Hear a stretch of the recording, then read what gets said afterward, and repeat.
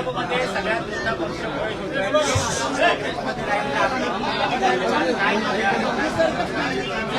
गेले अनेक वर्ष काँग्रेसमध्ये काम केलेले,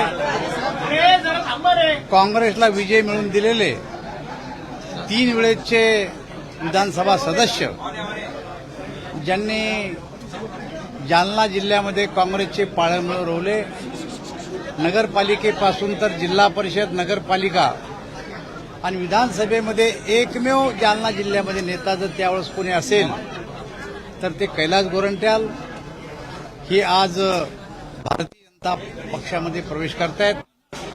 आम्ही त्यांचं स्वागत करतो. आपल्याला सगळ्याला माहिती आहे की या देशाचे प्रधानमंत्री नरेंद्रभाई मोदी आणि या राज्याचे मुख्यमंत्री देवेंद्रजी फडणवीस यांच्या काम करण्याच्या पद्धतीवर ते काम करण्याची पद्धत मान्य आहे. भारतीय जनता पार्टीची विचारधारा आहे तीही त्यांना मान्य आहे. खरं तर त्यांचे हे पूर्वीचंच जनसंघापासून भारतीय जनता पार्टीचं कुटुंब होतं. कैलास गोरंट्यालनी सुद्धा एबीपीचं काम केलं होतं.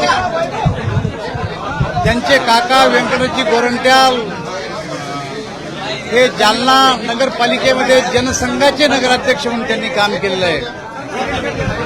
अशा एक कार्यकर्ता आज भारतीय जनता पार्टीमध्ये प्रवेश करतो.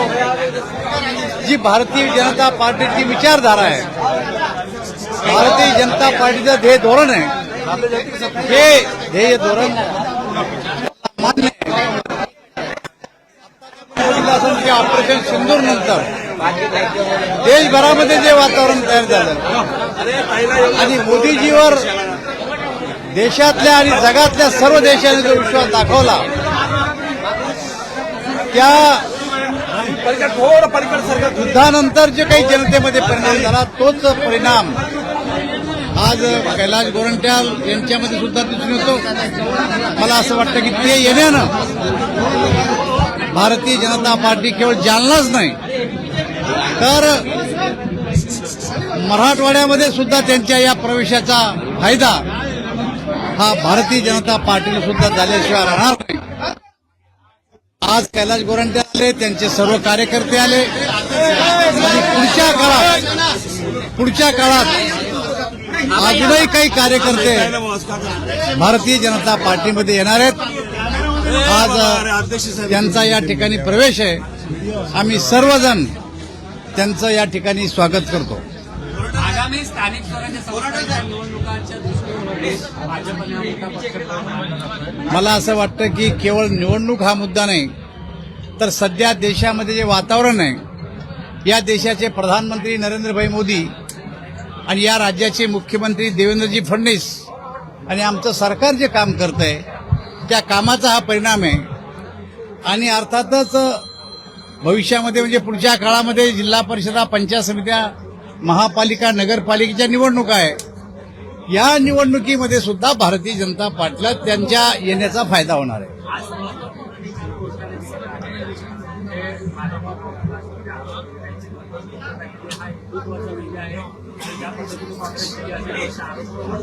मला असं वाटतं की कायद्याप्रमाणे जो निकाल कोर्टाला देणं शक्य होता तो निकाल या ठिकाणी कोर्टाने दिलेला आहे.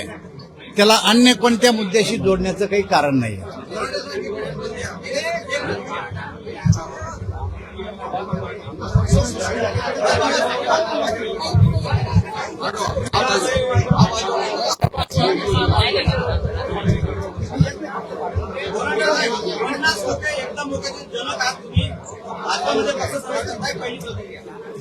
बघा, माझी पहिली प्रतिक्रिया अशी आहे की 50 खोके एकदम ओके. नंतर मला काही पत्रकारांनी विचारलं होतं की आता तुम्ही भाजपमध्ये प्रवेश का करत आहे. त्याच्यावर एकच सांगतो मी, गम के आंसुओं में मुस्कुराकर चलना पड़ता है. गम के आंसुओं में मुस्कुराकर चलना पड़ता है.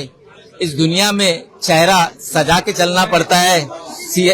सियासत साजिशों की जाल है, मगर सियासत साजिशों की जाल है, मगर यहाँ हर जाल पे छुप कर चलना पड़ता है। हो हे बघा, ऑपरेशन सिंदूर झाल्यानंतर आपले देशाचे नेते आदरणीय पंतप्रधान नरेंद्र मोदी साहेबांनी जे 2 दिवसात पाकिस्तानला जे धडा शिकवला आणि त्यामुळे माझी प्रेरणा झाली। बघा, जेव्हापासून सिंदूर झाल्यानंतर आतापर्यंत आपली मेक इन इंडिया कंपनी आहे DRDO, जे आपण वेपन्स तयार करतात, मिसाईल्स तयार करतात, अग्नी असेल, आकाश असेल, जे जलवा आम्ही पाकिस्तानच्या विरोधात दाखवला ते बघून 15 देशांनी आपला मिसाईल्स, आपले डिफेन्सची सामग्री खरेदी लागले। एका काळी असा होता की आपण रशिया, अमेरिका यांच्यावर डिपेंड होतो की सामग्रीसाठी, पण आता 15 देश आपल्याकडून वेपन्स घेतात। हे फार मोठी कामयाबी आहे असं मी मानतो।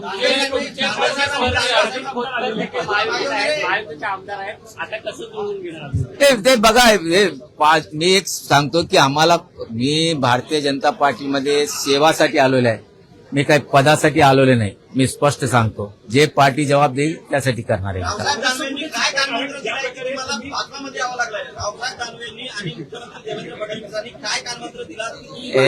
हे बघा, मी काँग्रेसमध्ये असताना दानवे साहेब माझे मित्र होते, अतिल सावे पण माझे मित्र होते, हे सर्व माझे जुने मित्र आहे, पण पार्टी वेगळी होती। पण आता विचार असा झालाय की चला आता मन की बात नाहीये, मी काय म्हणतो, आता सेवा करणं हे आमचा धर्म आहे आणि सेवा करण्यासाठी भारतीय जनता पार्टीपेक्षा दुसरा कोणता पार्टी नाही, म्हणून आम्ही या पार्टीत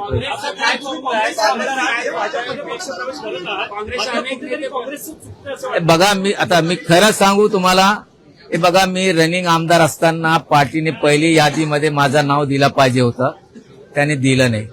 आम्ही दुसरी यादी बघितली, त्यातही आलं नाही। तिसरी यादी म्हणजे असा होतं की एक रनिंग आमदारचा तिसरी यादीमध्ये येणे सर्वात मोठी अपमानाची गोष्ट असते। आणि फक्त तिकीट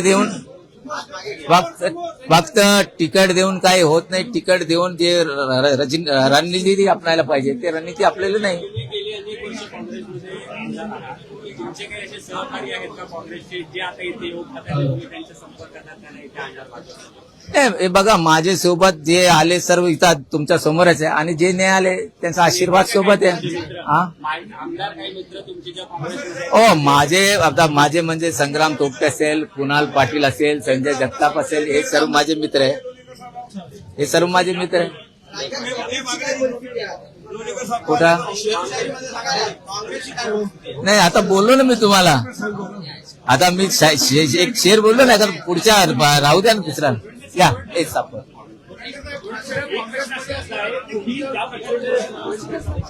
हा बाबा, मी अगोदर सांगितलं की तिकीट वाटप मध्ये जे चूक झाली होती, जे पहिल्या झटक्यात मला दिला पाहिजे, आणि काँग्रेसचा एक माणूस बंडखोरी करून उभा राहिला, त्याला मॅनेज करता आले नाही, आणि बंडखोराने जेवढे मत काढले त्यावेळेला मात्र मी पडलो। कोणाशी हे बघा, मी त्याच्यावर काही भविष्य करू शकत नाही ना। हे बघा, असं नसतं, पार्टी वेगळी आहे, मी काही शिंदे गटात नाही, मी भारतीय जनता पार्टीत आहे। मला ते काँग्रेस सोडला आणि बीजेपीमध्ये प्रवेश आहे। मैत्री राजकारणात दोस्ती और दुश्मनी समय के ऊपर निर्माण होता है।